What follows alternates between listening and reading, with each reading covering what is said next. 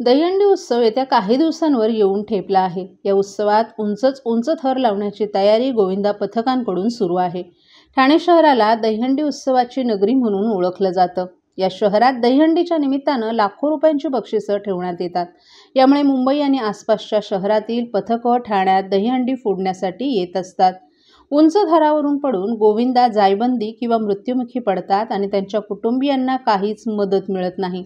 या पार्श्वभूमीवर राज्य शासनानं गोविंदांसाठी विमा योजना लागू केली आहे. मात्र त्यातील किचकट अटींवर बोट ठेवत शिवसेना उद्धव बाळासाहेब ठाकरे पक्षाचे ठाणे जिल्हा प्रमुख केदार दिघे यांनी थेट रस्त्यावर उतरून आंदोलनाचा इशारा दिलाय. दहीहंडी हा महाराष्ट्राच्या संस्कृतीचा आणि परंपरेचा मानबिंदू असलेला सण आहे. या सणाला नवं रूप, नवा उत्साह देण्याचं कार्य धर्मवीर आनंद दिघे यांनी केलं होतं.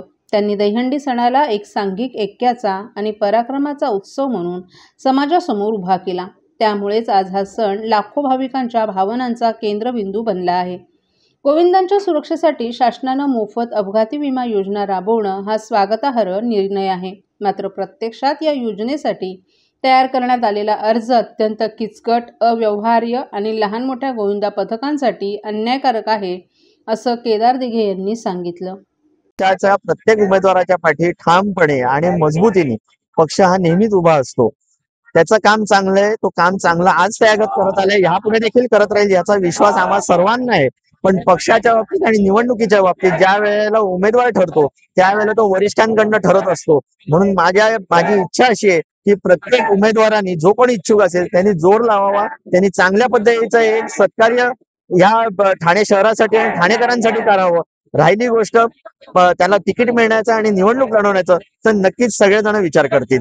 माध्यमातून सांगतो, आपण जर का बघितलं असेल तर असोसिएशन आणि सरकार यांनी जो विमा उतरवण्याची गोष्ट केलेली, मी आज सगळीकडे एक प्रेस नोट देऊन सगळ्यांना जाहीर केलेलं आहे आणि आव्हान केलेलं आहे की त्याच्यामध्ये खूप काही गडबड आहे. त्याच्यामध्ये डबल वेळेला सगळ्या गोष्टी मॅन्डेटरी दिलेल्या आहेत. जिकडे या गोविंदा पथकांना जर काही इन्शुरन्स घ्यायचा असेल तर त्यांना सगळ्या गोष्टी लिहाव्या लागतात आणि जर का एखादी गोष्ट त्यांच्याकडे नसेल किंवा ती माहिती नसेल तर त्यांना बाद केलं जातं. माझी विनंती आहे की गोविंदा पथकांनी देखील याच्या बाबतीत सरकारला आणि त्या असोसिएशनला कुठेतरी जाऊन आव्हानात्मक एक अहवाल देणं गरजेचं आहे. कारण की जर का ग्रामीण भागातले जर का आपण गोविंदा पथक बघाल किंवा या शहरामधले देखील अनेक गोविंदा पथक बघाल, ज्यांच्याकडे कुठची माहिती जर का कमी असेल तर त्यांना विमा मिळणार नाही. अशा चुकीच्या पद्धतीच्या गोष्टी या असोसिएशननी करू नये. हा सरकारचा पैसा जो असोसिएशनकडे येतोय तो या प्रत्येक गोविंदा पथकाकडे पर्यंत जावा, अशी एक इच्छा आहे.